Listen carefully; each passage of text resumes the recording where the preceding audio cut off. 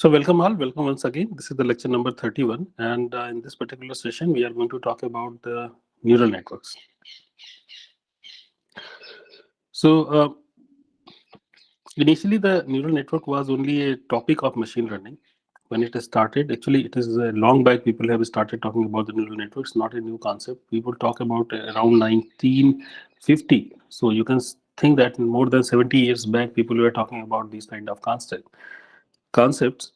But for very long, this particular thing was actually remained as a topic into the machine learning only. But now this recent development after I say that 2014 or 2012 actually took it to the very different level. And nowadays, you know that there is a special method called deep learning, and that has evolved, and it is completely dependent upon the neural networks only.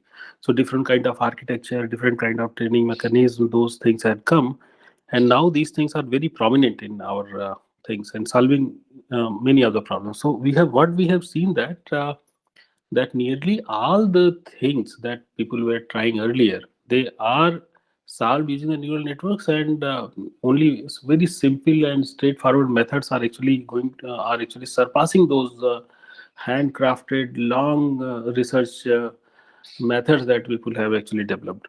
So it is going to be a very important and interesting topic. I would start this particular topic by just connecting you with the things that actually you know. So we would start from that, and one by one we would develop that, see that what are the component, what are the things, how it is defined like that. So let us start by this particular thing that is called the linear classification problem, and you know that we have did this topic long back, but let me once again bring you this topic to in front of you. So this is the data that I have. Let's assume that this is the data I have, and consider this particular data. So how many attributes we have? Can anybody tell how many attributes are there in this particular data? Two attributes, no? X1 and X2, two attributes. And looks like that Y is a label and the output label. And the output label is green and red. So you can just think that it is positive and negative. Positive and negative, these are the two classes. Positive class could be green, negative class could be red, or vice versa. So this is the data that I have. And every time when I give you the data, what is my purpose? My purpose is that if a new data come, for example, 5.8, and I ask you that what is the classification of this particular item, whether this item is green or red, can you tell me what is the classification of this particular item? So one method that you try to search into the space and try to see that, but you see that only 2 is only there, 8 is not there. So you cannot find out that what is the classification of this particular given item. So you have to build some model. So how would you go ahead?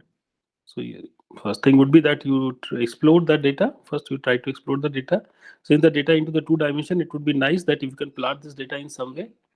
So if you plot this data and on one axis you put the X1 and another axis you put the X2, you see this kind of distribution. Means the green points are, looks like that the green points are, these are the green points based on the data. These are the green point and these are the red point. So when you see this kind of distribution, so immediately it comes to your mind, oh, I have solved this particular problem, because looks like that there could be a line that can separate all these things very easily. Make sense?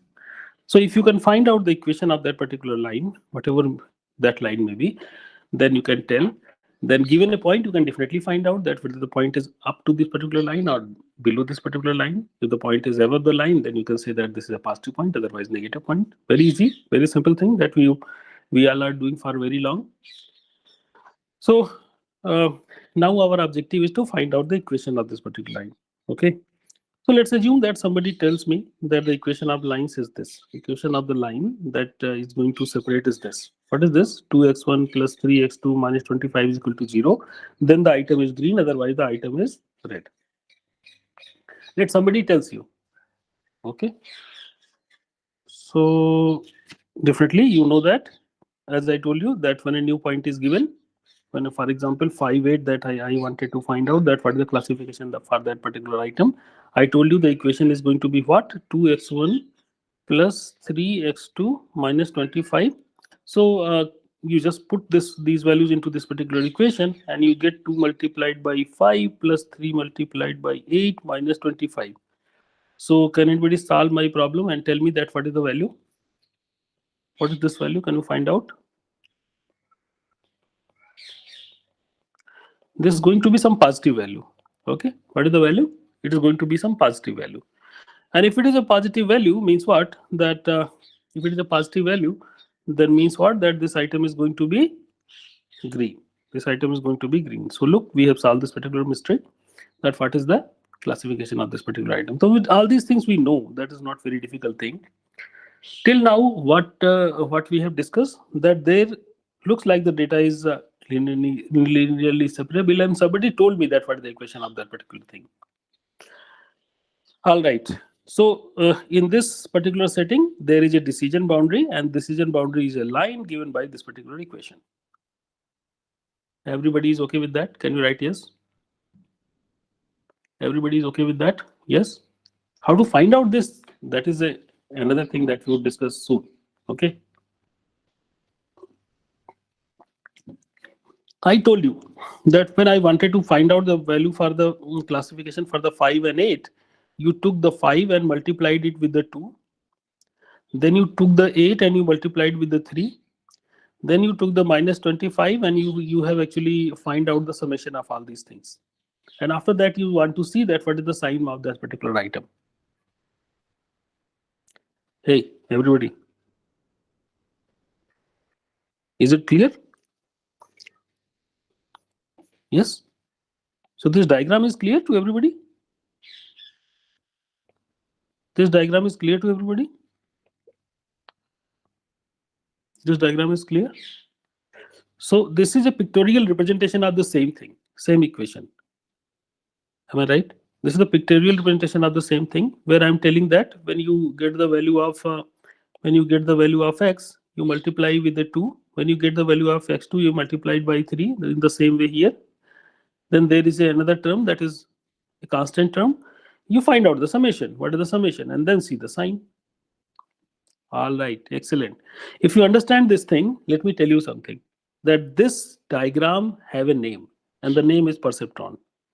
This diagram is a name that is called the perceptron. So I can ask this reverse question, that what is the perceptron? Can anybody tell that what is the perceptron? Perceptron is a linear decision boundary. It is an equation of the line. Perceptron is an equation of the line. Make sense? Where you see that what is the sign over there. So this kind of equation, this kind of representation, this kind of illustration actually means that it actually represents the perceptron. So it's a technical term. So most of the time we can think that what is the perceptron? What is the perceptron? So perceptron is nothing more than this, that perceptron is a linear decision boundary. And if I draw a diagram like this, means what? That this is a perceptron. So what is the purpose of perceptron? That it is going to represent a linear decision boundary. So given any particular item, you can feed it here. It is nothing more than this that you are feeding into this equation and finding out that what the classification of that particular item. Any problem in that? Any problem in that? Any problem? Any issues? No issues? Excellent. So I told you that what is the perceptron. Without any formal definition, I told you that what is the perceptron. So you understand. Now you internalize that what is the perceptron. So this is what the perceptron is. Okay. So for a given problem, you can think that for this particular data, for the data that we have seen few minutes back, this particular perceptron is going to solve that particular classification problem. Everybody is okay with that. Point is this, question is this, that how can I find out appropriate parameter? So 25, 2 and 3, all these values are actually parameter, because you know that these attributes are going to anyway going to be fed to the system. So somehow if we want to design a perceptron, for solving this classification problem, then we have to specify these values. So again, I'm telling you that it is a different way of saying the same thing. different way of saying the thing, that I am going to discover a linear decision boundary. So given a data, if you want to find out a perceptron that can solve your classification problem, your objective would be to find out these values. These values are called the parameters. These values that are called the parameters. Any questions on that? So for the given data, if I want to design a perceptron, then my task is to find out the right parameter or weights. Okay. So how to find out that weight, how to find the appropriate parameter or weight is an important issue, and we are going to discuss about this. Till now, any questions on that? All of you understand that for the perceptron, and now we are going to discuss that how to find out these parameters. Make sense? Yes? Say yes. Atharv? For a given data, we want to find out, we want to investigate a method, define, we want to devise a method that can find out these parameters. All right. So any idea on that? Can anybody tell? Any idea how can you do that? Ravi, Miloni, Atharv, any idea?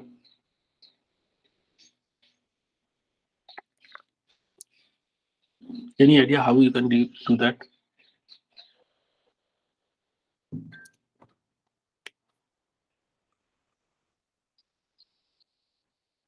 Yeah, please tell me.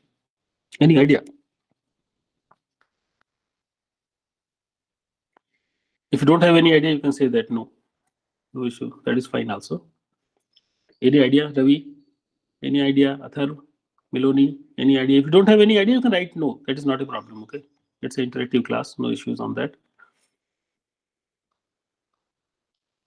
Using loss function, use errors to update the parameters. That is fine, but definitely you would be using errors to update the parameter. So any methods that any method you know for that, how to update that thing. Actually, the problem is that how to update that thing. We would be using error, that is fine, but how to update? Any idea on that? Using last function, okay, that is fine. That we are going to use the last function, but how to do that? Any method you know? Ravi, please type yes or no. No is also fine. No issues. There is no problem in saying no. Have you heard anything like that? Nobody is telling. Okay. So let me tell you that actually we have studied this problem into the very first class. When we were studying this, we started our course, I think into the next two or second or third class, we have discussed about this kind of problem. Actually, as I told you, that I asked you the question that how can I design a perceptron? And I told you that it means that how can I find out these parameters? What is this parameter? Linear equation. So for the linear equation, we have earlier talked about that if we can think that it is W1 x1 plus W2 x2 plus, I can say that W0, this 25 I can put here, W0 plus this. So if this is the equation, I can say that this is the equation. Then W0, W1, W2, these things are my parameters and I want to find out. Just remember that we have used some method for that. Perceptron training rule is a general name. However, this is not a very difficult thing. We have earlier seen into this, as I told you that into the previous classes, that if you want to find out the right parameter, things would be that since you want to discover W0, W1, W2, dot, dot, dot, you start with the random values of this. You start with the random value of this and apply on your complete database that what is how good you are. So some places you would be doing error. The places where you are going to do the error means you are going to do the misclassification. You are going to modify the weight using this equation. What is this equation? Wi, whatever ith weight, because let's pick any particular weight. Let me say that I am going to pick W2, then I is equal to 2 in that particular case. So all these weights one by one are modified using this formula that Wi is equal to Wi plus eta time target minus output into xi. What is this eta? Eta is just a learning parameter that actually controls that your movements should not be very large. so that you can take smaller steps to, and you would be able to converge. This target minus output is an important thing. That what is the expected value? Target means what is expected value and what is the output value. So I am telling that you are going to modify this for the misclassified examples. So what are the misclassified example? When the item is positive, you are telling -1. When item is negative, okay. So let me say in this particular way that if I see that what is the target and what is the output, the misclassified example could be positive or negative. A misclassified example output would be -1, because item is positive. Misclassified example means that your output is wrong. A negative example, what is the output? Can anybody tell? Or if it is a misclassified example for the negative item, what is the output? Can anybody tell? It is going to be Atharva, Meloni. What is the output? What is the output, my system? It is a misclassified example. Item is negative. Then what my system would tell? +1. Yeah, because it is not going to say minus only, because my model could tell positive or negative. If it is telling negative, then I'm right. So to be wrong, to be misclassified, it should be this. So if I see that what is the value of target minus output, if I see that what is the target minus output, so here target minus output is 2, here target minus output is -2. Okay, target minus output is -2. Everybody understand? For the misclassified example, for positive misclassified example, the target, this t minus o is +2. For negative example, it is minus. So what I wanted to tell, let me write over here, and we have earlier also discussed that class and target minus output. If the item is positive, target minus output is +2. Item is negative, this is -2. Okay, let me remove this part also, so that you can concentrate on this only. So cut. So okay, how I find out the classification? You know that the classification we find out using W0 plus W1x1 plus W2x2 ... We use this thing to find out the classification. If a positive item is misclassified, means what? That this summation is not positive. This summation has a lesser value. If I increase these weights, if I increase this weight, then the whatever earlier summation was there, it would increase. And there is a possibility that if it increases, then it can become positive. Why the positive item was misclassified? Because this summation was actually less. If I increase the values of W's, then the item would be correctly classified. So when t minus o is 2, then it means that here 2 multiplied by eta. 2 multiplied by eta is again a positive number, and you are, this equation actually essentially means that you are actually increasing the value of W. Can you see this? Once again, when the item is positive, t minus o is +2, and therefore this complete thing becomes positive. And then earlier value is going to be added something that is going to be called xi. So you are adding something to the data, and therefore your value actually increases. And for the just for the, as I think I had earlier also discussed this thing, that without loss of generality, we can assume that all these x are positive. So for the positive thing, this is going to increase. What happens with the negative thing? For the negative item, and that is misclassified, means what? That this value is actually positive. Item was negative, but you were telling positive. Why? Because this was going to give you the positive value. So if you reduce this value in some way, how can you reduce this value? If you reduce the value of W's, if you reduce the values of W's, then the positive thing becomes negative, and therefore the your classification is going to be correct. So if you want to make your classification correct for the misclassified thing, what you should do, you should reduce the values of W. Let us see whether the same thing is obtained or not. Eta is positive, but t minus o is negative. Therefore, the complete quantity is actually negative. If you multiply with the x, again the complete quantity is negative. Means what? The weight is going to decrease. Weight is going to decrease. If item is negative, and you are telling it positive, then the weight is going to decrease. If weights are going to decrease, means what? At the later point of time, it is going to converge. So this is what the training mechanism we have. So this is how you can change the values of parameter, and by which you would be able to, at the end, you would be able to find out what is the right parameter. Once again, let me tell you.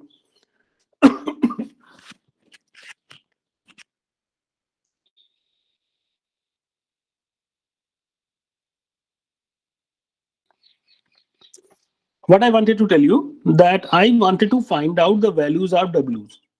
How to find out that? I am telling that you start with the random weight. You take whatever weight you have. That is not an issue. You start with any weight, and then see which are the items which are actually misclassified. For those items, you modify with the values of W. Using those items, you multiply the value of W. Using those items only, you are going to modify the value. You do this process until you are actually all the items are correctly classified. And here our assumption is this, that the data is actually linearly separable. If the data is linearly separable, that then after some time, after finite amount of time, this algorithm is going to converge. Any questions on that? After finite amount of time, this algorithm is going to converge. So here three things are there, that when a data item, let's consider only a particular data item, either it should be correct or misclassified. If it is misclassified, we can assume that positive item is misclassified or negative item is misclassified. If it is correct, we are not going to change the parameters. So we expect that the things which are correct, they would remain correct. However, some changes would happen. But for the right thing, I'm not changing anything.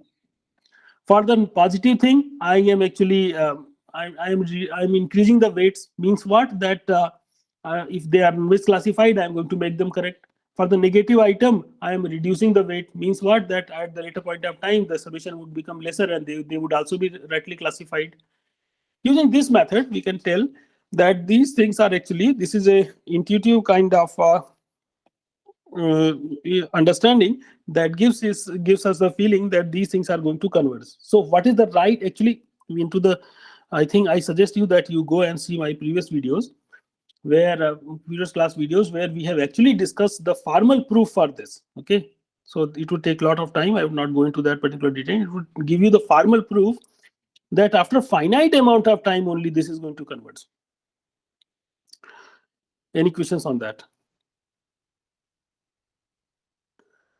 Okay. Okay, conversion is subjected to the linear separability of the data. If the data is linearly separable, then definitely it is going to converge. Otherwise, if the data is not linearly separable, then this may keep fluctuating, and we don't know that it is going to converge and stop. But it would keep fluctuating. So sometime we have to go and stop it. So that is a big problem with this. This is the only problem with this particular algorithm. You'd see later in much details. Any question till now? Ravi, any questions? Okay, so let us see our data. So this was the data that we had. Let us assume that the value of eta is equal to 0.01. Let us start by taking the W is equal to W0, W1, W2 is equal to 0.5, 0.5, 0.5. So what is the equation? Can anybody tell? It is 0.5 into x1 plus 0.5 into x2 plus 0.5. This is what the equation is. If I use this equation to classify all these items, I would be finding that this is +1, this is -1. Somewhere I would be finding this. Some places I would be right, some places I would be wrong. At how many places I'm wrong? How many items are there? 1, 2, 3, 4, 5, 6, 7, 8, 9, 10, 11, 12, 13. Out of 13 cases, if you apply this equation, you would be wrong at 7 places. So I give you the homework that you please apply this thing and try to see that how come you are having error on the 7 places. Can you do that? Athar, can you do that? Okay. So this is not a good thing. So we can apply this algorithm. We can apply this algorithm and modify the weight. Okay. So if you modify the weight, 0.5 becomes 0.36. 0.5, this WT2 becomes 0.02120. Once again what I told you. W1 becomes 0.360. W0 becomes 0.360. W1 becomes 0.120. W2 becomes 0.10. Using the same algorithm, if you modify the values after seeing all these data points, the places where you have the error, you are going to use only those places to modify the values. If you modify the value, your new values are going to be this. Again, you apply on this data, try to see that out how many places you are correct and for how many places you are wrong. You see that number of error is going to be 6. Great. Earlier it was having the problem on 7 things. Now it have an error on 6 things. Excellent. So let us further modify the thing. If you further modify the things, they are going to be this values W0s, and now error becomes 5. From 7 error, it becomes 6 errors, then it becomes 5 error. Again you modify 4 error. Again you modify, it becomes 5.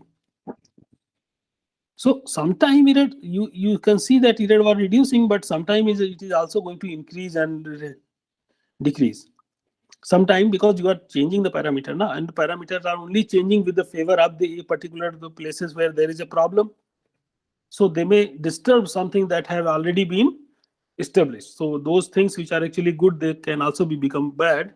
So you saw that after 4 you are expecting 3, but it becomes 5. After 4 it becomes 5, then again reduce, then again increase to 5, then 4, 5, then again you can see that 3.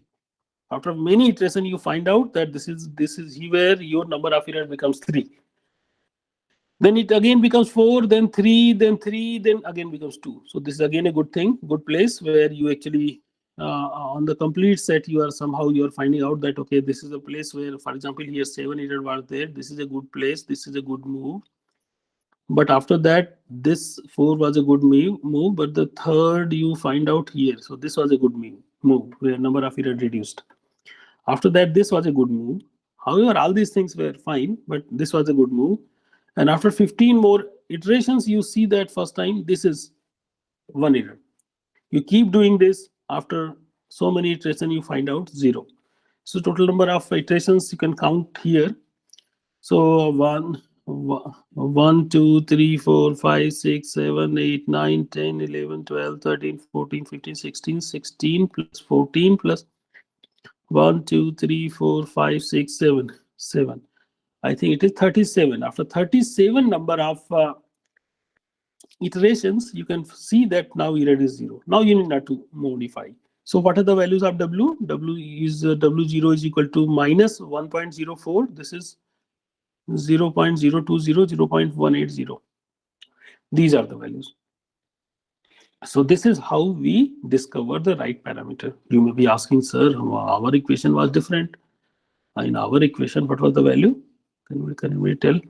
I will not go back that detail, but you may say that, sir, how come these values here come? My equation was something like, I think 2x1 minus 3x2 minus 25 is equal to 0. It was something like that, no? So something like that. This equation has a different parameter. So I wanted to tell you that that if you change the parameter, for example, here you instead of x1 you can take x1, 2x1 you can take x1. You can see 3 by 2 of x2 minus 25 by 2 is equal to 0. This is again the same equation. Can you see this? So there are many linear combination of the same equation that would also work perfectly fine. And that's why one answer, any answer is suffice for me. So this is going to give me one of those answers. Make sense? So, all right. So let us see visually what happens. So this was the data points that we had. When the value was 0.5, 0.5, I think you are all very good into the visualizing the thing. So the equation that we had 0.5 x1 plus 0.5 x2 minus plus 0.5 is equal to 0. If you draw this particular line, this line would come from here. Am I right? So if the line is here, all these points are going to be what? Positive. So these negative point in our database, they becomes wrongly classified. So how many wrongly classified? 1, 2, 3, 4, 5, 6, 7. But when I change the parameter, this becomes a line. Then with the new parameter, after the first thing, this becomes a line. Okay, the second line, this parameter with this parameter, this is the line. Okay, with this line, above things are correct, positive, below things are negative. So this is wrongly classified. These are again wrongly classified. I would again modify using the same way. Now this is the equation. You can see that these points are actually now misclassified. Again, you say that these points are misclassified. You can see that the misclassified problems are actually changing, that which are the points which are actually misclassified. Every time it is going to change. Then it becomes this, then it becomes this, then it becomes this. So it is changing one by one. So with every update, these values are going to change, and looks like that we are very near to the solution. Then you can see that from one error, again we reach to the position where two errors are there. Because it's an interesting thing, because this was a misclassified thing, so the line becomes down to accommodate it, but that's why these 2 points become bad.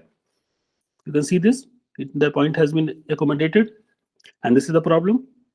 Then this is the equation of the line. This is the final equation of the line. Now we have 0 errors on 0 points, so we are done. Okay. So this very problematic thing that this kind of algorithm is this, that the converse, when we converse to the right solution, it's not gradual, means it is not continuous. What happens that sometimes it is increases, sometimes it decreases. So that's a problem, means it is not error is not reducing monotonically. This is the only problem with this. However, we can get the right solution if the data is linearly separable. And look, this is what the most important problematic thing, because if the error is not reducing continuously, so what would happen? Sometimes it is reducing, it is increasing. Ultimately, it is going to reduce, but sometimes it is increasing and reducing. So what may happen that if the data is not linearly separable, means what?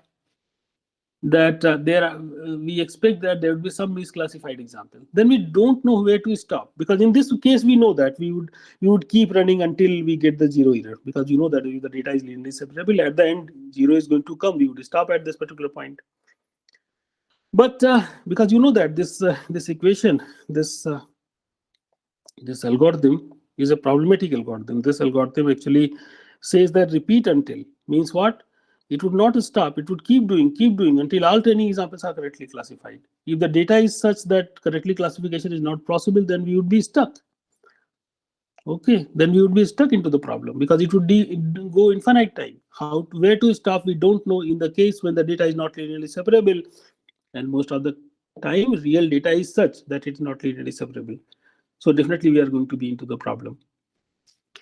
Understand? So it is difficult to decide when to stop if the data is not linearly separable. This is only the problem with this particular kind of approaches. Any questions on that? But for the linearly separable data, we can find out the solution. So we have talked about perceptron. Now let me talk something that is the subject matter of today's class, that is called the neural networks.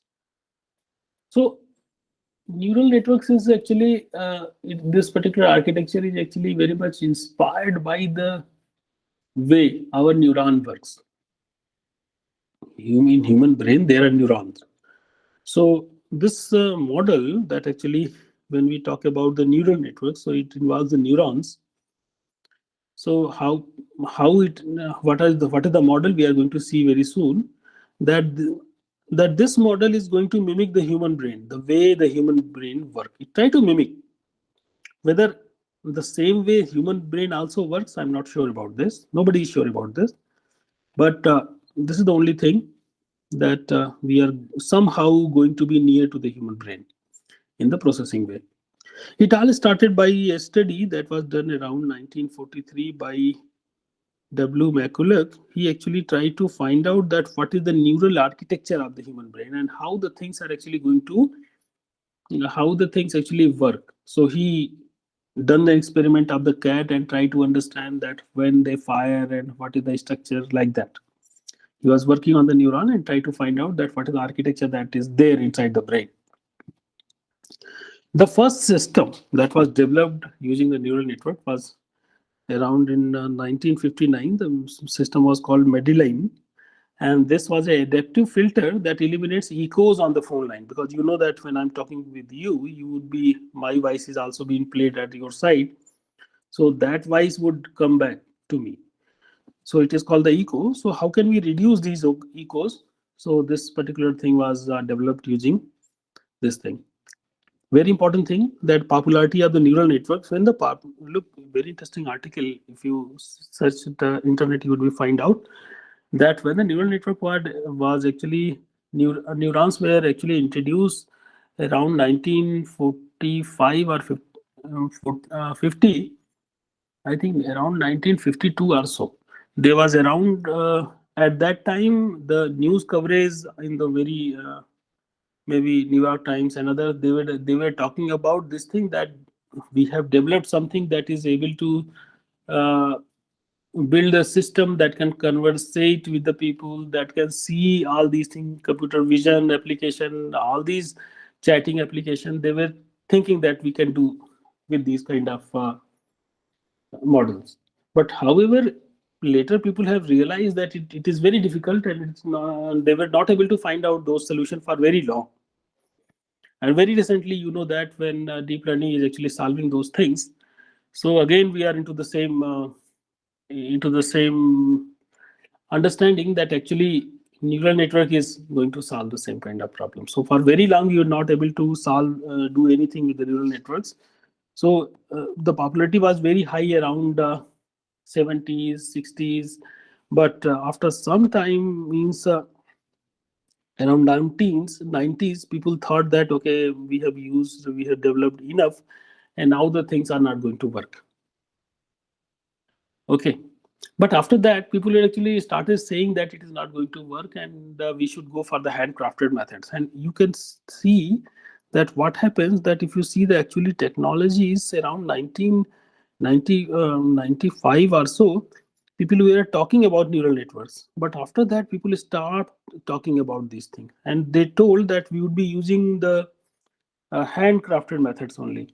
So around 2004, you can see that the biggest paper on that came on SIFT, that talks about the scale invariant features, and so many techniques based on that, uh, histogram equalization, and so many handcrafted methods have started emerging. So you can see that till 2012, lot of these kind of handcrafted method has been developed. And people were in this particular time, people were not talking about anything about the neural networks.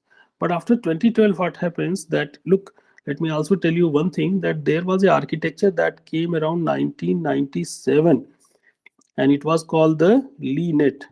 Okay, that actually try to understand that what is the digit written over there. MNIST data, MNIST, MNIST database. There is a database of the digits where you can where some handwritten digits are there, and you want to predict that what is written over there. It was a big challenge. And around 1997, you can see that around 1997, Google LeNet was actually proposed.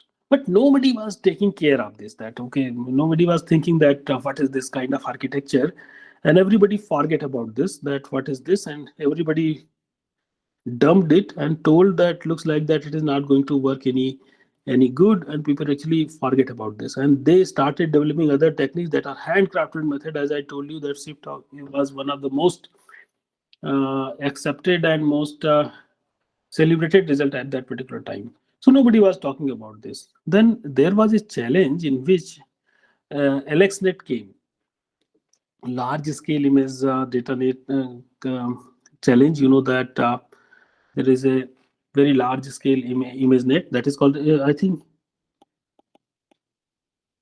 ImageNet challenge.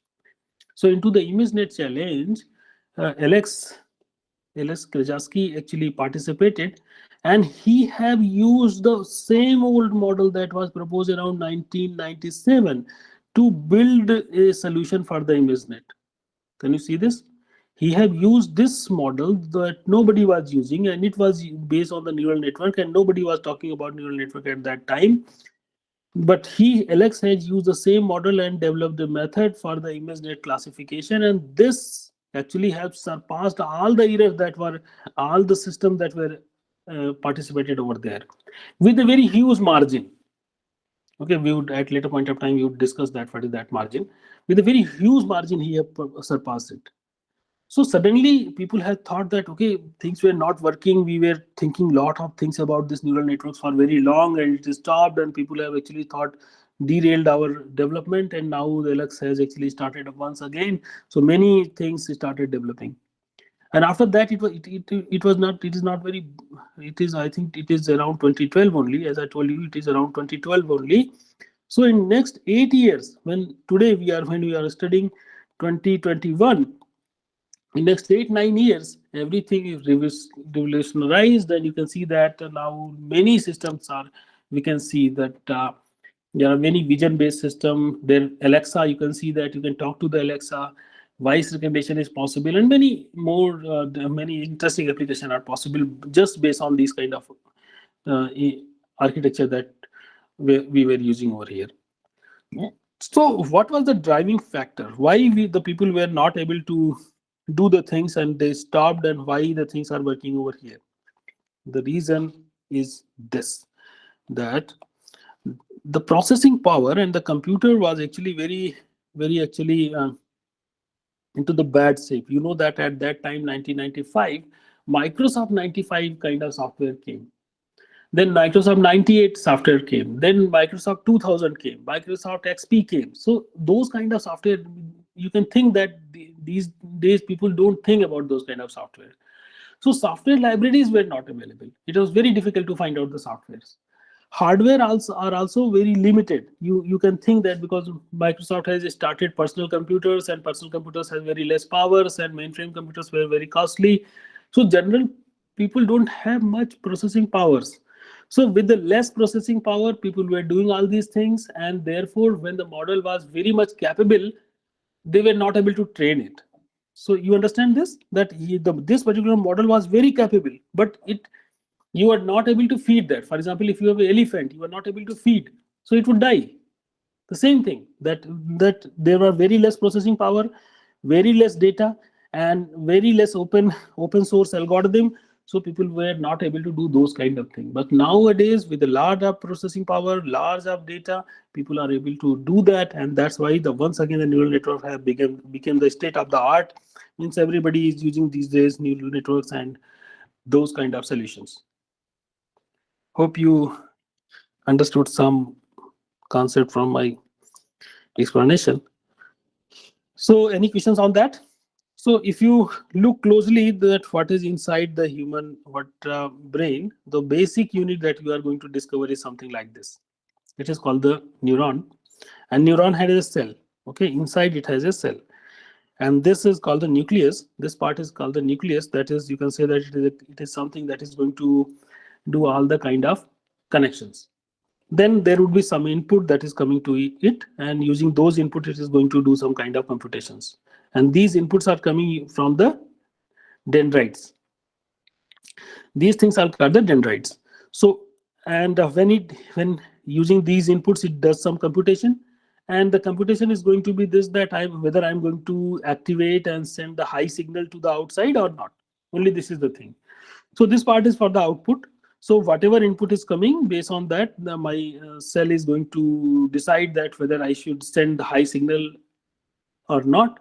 If we send the high signal, that it is fine, then the signal goes from here.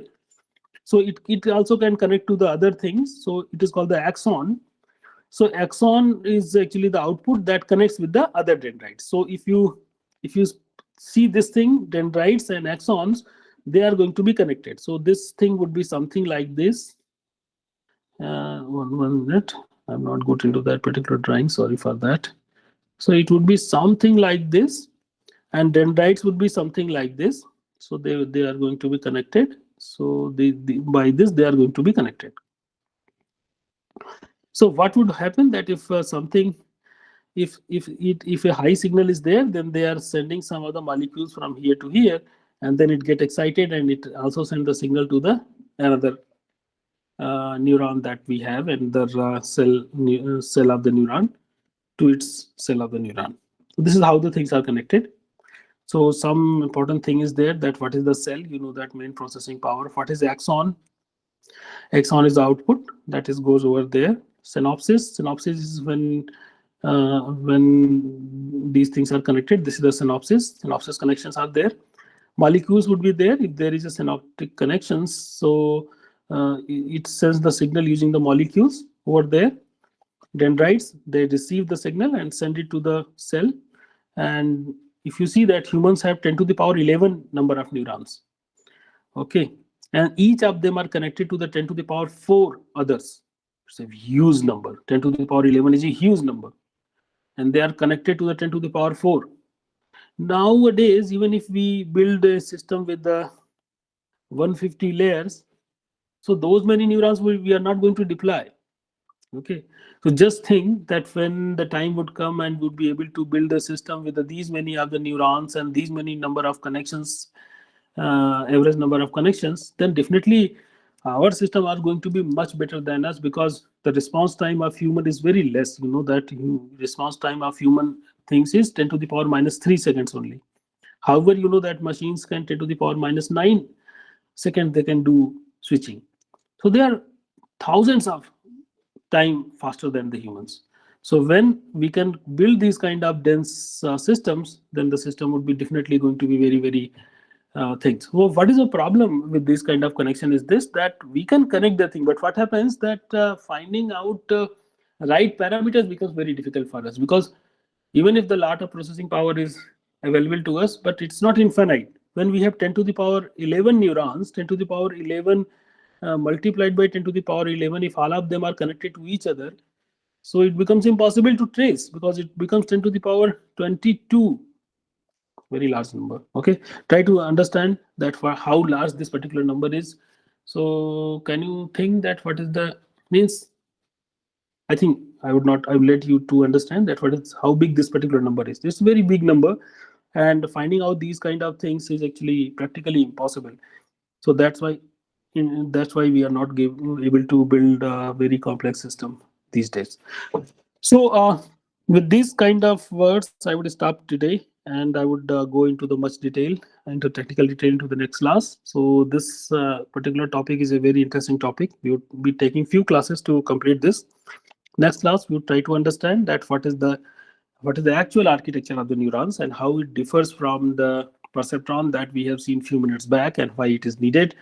And then we would be seeing that what is the method to train them, and so on. Thank you very much. Any questions you have, please ask. So I would stop at this particular moment. Thank you for joining. So many slides are there. All these slides are available on our website. There are many slides. So I request you to go and read them. Thank you very much.